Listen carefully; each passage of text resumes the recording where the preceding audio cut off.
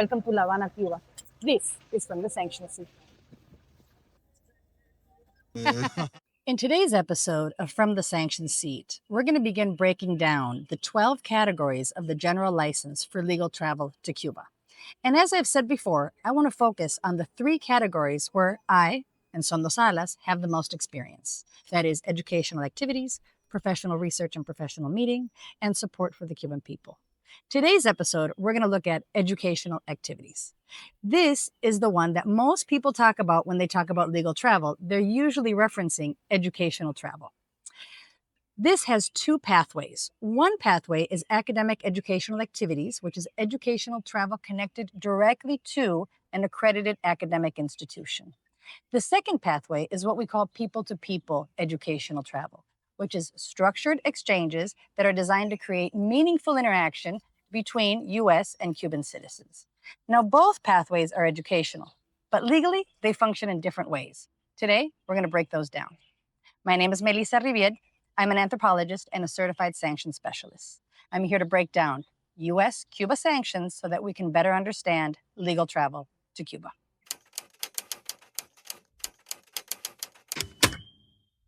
This is our scenery because these cars are the evidence of U.S. sanctions on Cuba. If modern supply chains continued to exist, we wouldn't have these relics of the past still as evidence of U.S. policy on Cuba. Most of these vehicles function as part of a highly organized informal transit network throughout major cities throughout the whole island of Cuba. These cars are known as boteros, and they operate on fixed routes, similar to bus lines. Passengers stand on specific street corners and use hand signals to indicate their destination. They might say, "I'm staying on this avenue," or "I'm staying along this street." "I'm turning." "I'm going until the rotunda." "I stay at the stoplight." They might signal which avenues they're going to go down. "I need to go down 3rd Avenue." "I need to go down 5th Avenue." They might also signal how many people need to get in the car. "I have 1 passenger." "I have 2 passengers." And the chauffeur of the botero can often respond by either pulling over and picking up the person, or they might say, "I'm too full. I can't take more passengers." There's an entire communication system that relies on these boteros moving people around the cities throughout Cuba, not just Havana. This exists throughout all of Cuba. And it's interesting because it's shared taxis. And so there's a communal social moment that happens in these boteros where people connect with each other on the everyday. Another reason why From the Sanctioned Seat should live in this scenery.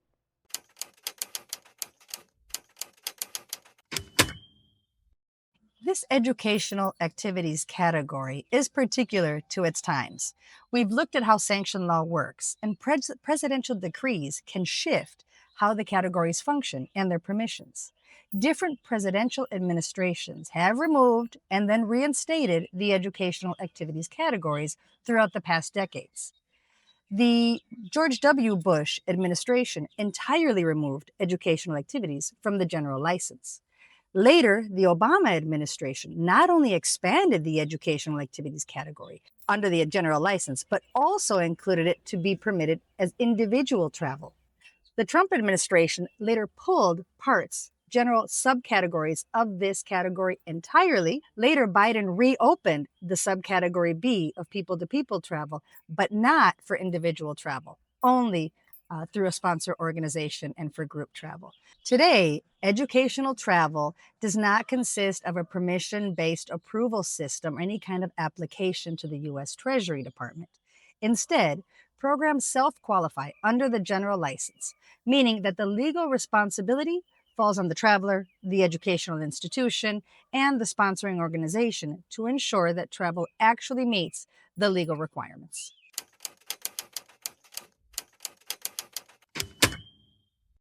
So, what is the accredited educational programs category? This is the A subpart of educational activities. This section authorizes educational travel that's directly connected to accredited academic institutions in the United States. This includes study abroad programs, academic research related to a degree, formal courses taken at Cuban universities or educational institutions here in Cuba, teaching by U.S. faculty at Cuban institutions, any sponsorship of academic conferences and seminars, workshops that are related to Cuba or global issues involving Cuba, as long as they're non-commercial in nature. Any kind of joint non-commercial research between universities is authorized. But the regulation is very specific. The travel must be directly connected to an accredited academic program, and that needs to attain institutional documentation for the research or for the coursework. The participation must be within a structured academic program. But the category is rather specific. For example, online courses are permitted, but they're only permitted unidirectionally. They can only be from U.S. institutions to Cuban nationals, not the other way around. So this is where it's important to understand the details of the category for educational activities.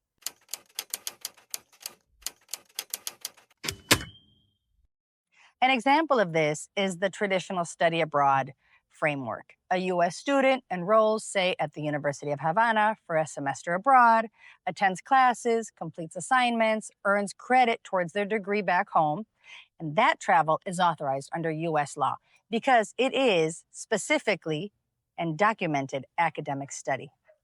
Another example in this A subcategory of educational activities is customized faculty-led educational programs. Let's say a professor of psychology at a US-based university leads a 3-week course in cultural psychology in Cuba as part of that university's summer curriculum. The professor brings their students to this course to Havana, complete with lectures, field research, site visits, experiential learning exercises, and all the students receive academic credit. That travel is authorized because, again, it is a university course for a U.S. university, and it executes a portion of that course here in Cuba. That is allowed under the educational activities subcategory A. This type of educational travel authorization is because the activity is clearly academic and it's clearly institutionally sponsored. Now, universities may operate their programs directly, or they can work through a travel operator such as Sondosalas. The way we manage these programs is that we secure academic visas for educational programming. So there's no question about the activities, whether U.S. law as well as Cuban law applies and approves the educational components of the activities in that category.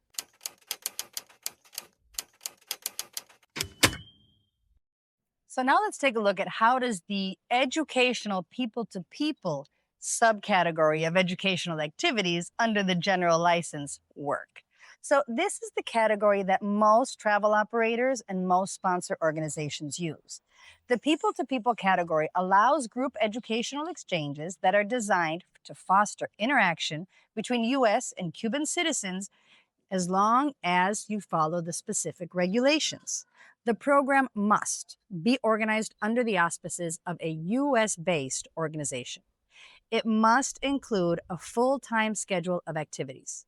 It must produce meaningful, substantive interaction between the participants and Cuban individuals. It must also always be accompanied by a representative of the sponsoring organization. These are important. People-to-people travel isn't self-directed. It must be organized under the auspices of a U.S.-based institutions that a representative of that organization travel along with the group, with the participants through every moment of the trip, not only to document the experience and to verify that the itinerary is fulfilling itself completely as planned, but also as part of the legal ties of the U.S. organization with the U.S. participants. This is important. The organization designs the educational program. It supervises the activities, and it ensures that those exchanges occur as per the general license has outlined. So the sponsor organization must document the itinerary. It must keep clear records, and it must keep those archives for no less than 10 years. The emphasis here is structured educational exchange. But now let's get one thing clear. Because you qualify under everything in this category, You must also always stay in the regulations of the Cuba Restricted Entities List and the Prohibited Accommodations List from the US State Department that are always going to be within the frameworks of Cuba travel, no matter your category.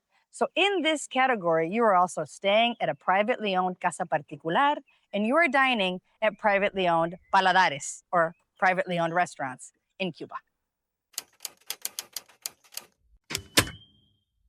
The difference between a legal educational exchange and an illegal tourist trip comes down to one simple question. Was the travel educational by design, or was it recreational with educational language added afterwards?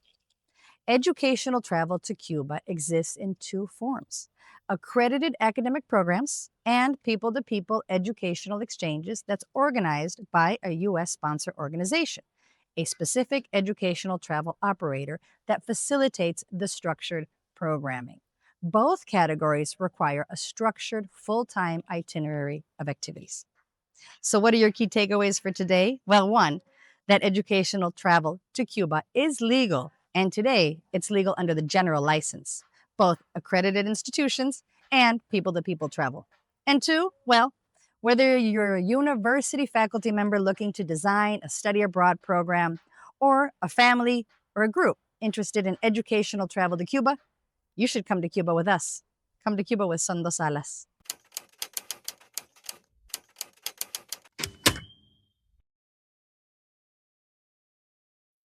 A ver, Aramis, cuéntame un poquito sobre este carro. Dime el modelo, el año. Bueno, esto es un Dodge 56. Esto es un Dodge Custom Royal de la 56. Como ves, a ver, hay muchos de estos coches que son modificados.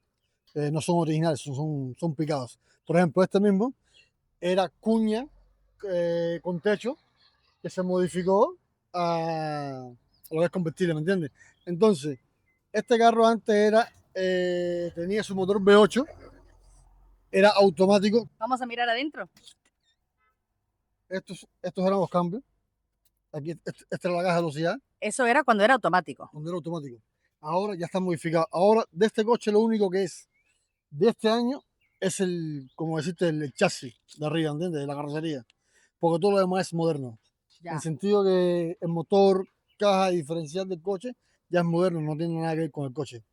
¿Tuviste que cambiar el chasis cuando le quitaste el techo? Sí, estos coches, el soporte del carro es el techo, ¿me entiendes? Al picarlo, te exigen. El convertible original trae el chasis cruzado. Entonces, a nosotros, cuando a la vez que tú vas a hacerlo convertible, tienes que hacerle la cruceta al chasis, ¿me entiendes? Porque es una de las pruebas que te hacen pasar por ejemplo, en el somatón, ¿me entiendes? Claro, claro. Entonces, eso es una de las cosas. ¿Podemos abrir el capó y mirar adentro?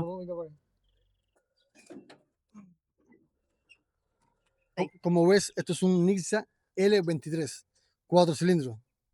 El motor, la caja y diferencial es lo mismo, es de Nissan, ¿me entiendes? Todo es una sola combinación. ¿Y de qué? ¿Sabemos qué año es ese motor? No, ahí No, si no. te digo te miento. Pero a ver, entonces, es un motor Nissan que se ha adaptado al chasis. Chasis, ¿entiendes? Pero A la todo, carrocería. todo es Nissan Todo ahora. Nissan. Motor, caja y diferencial. Ah. Ya esto de aquí, el ¿Radiador? el radiador ya es moderno. No es como el radiador del antiguo, ¿me entiendes? Aquí también se hizo una adaptación. Este coche antes era dirección mecánica. Ajá. Y ahora es hidráulica. El sinfín es de Mitsubishi L200. A ver, nosotros siempre continuamente le hacemos modificación a los carros, ¿me entiendes? Para que pueda ser la vida de ellos, ¿me entiendes? Para que mantengan así su vida. Sí, se dice que estos carros tienen 3 vidas y 5 motores, ¿no? Sí. Pero son muy duros y son muy agradecidos. Y lo que es la chapistería, ¿cómo se mantiene estas líneas, este trabajo No, a ver, del exterior también? aquí, como todos, hay personas que se dedican a lo que es, por ejemplo, en La Habana, hay 3 personas que se dedican específicamente al tipo de motor Nissan, de mecánico, ¿me entiendes? Hay chavistas que se dedican a este tipo de carros. porque no es lo mismo la chapistería de estos carros americanos que la chapistería, un ejemplo, de un carro moderno, de un Lada, un carro soviético, ¿me entiendes? Claro. La lata esta es más dura, ¿me entiendes? Lleva otro tratamiento Y a veces para que dure. hay que usar arcilla también, Si, ¿no? si Para no, hacer no, alguna de las no, partes. mucha masilla. Esto es. Mucha masilla. Ya. Bueno, Aramis, muchísimas gracias, ¿eh? Muchísimas gracias por esta entrevista y por dejarnos usar su carro No, para From the Sanctioned Seat. Until the next episode of From the Sanctioned Seat.